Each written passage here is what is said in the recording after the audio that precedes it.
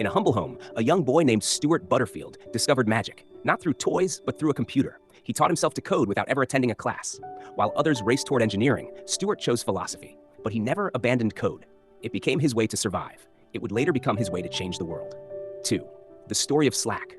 Dreams don't die with failure. They evolve. Slack wasn't born in a boardroom. It was the unintended offspring of a failed game, a product of resilience.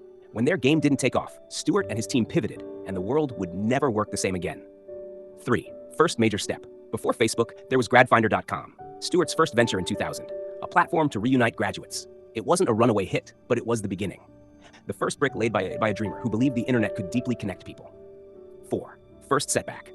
Gradfinder never soared. Stewart sold it for a modest sum, but he didn't sulk. He reinvested. He gathered his friends, embraced a bold idea, and dived into video games. This wasn't a retreat. It was a rearmament. 5. Combat versus cooperation.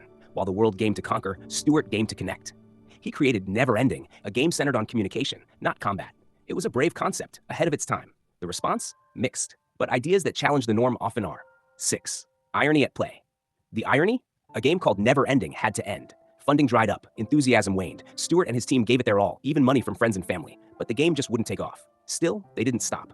7. Flickr of hope. From the fading lights of Never Ending came a spark. Flickr, a photo-sharing platform that revolutionized how we store and share memories. In 2005, Yahoo bought it for $22 million. Stewart had finally tasted success. But the story? Far from over. 8. Another game, another failure. After success, Stewart returned to his first love, gaming. He launched Glitch in 2011 with his team, a quirky collaborative game echoing the spirit of Never Ending. The result? The same. It didn't resonate. Another blow. Another heartbreak. 9. What was his plan? But inside Glitch's failure lay a silent revolution. To coordinate their team, they built a simple tool, an internal communication network.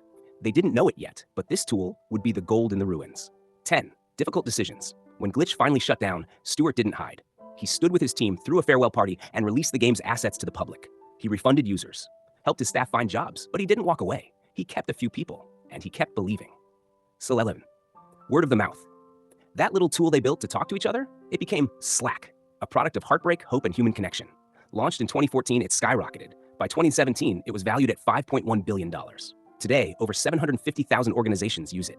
More than 38 million people interact with it every day. The lesson?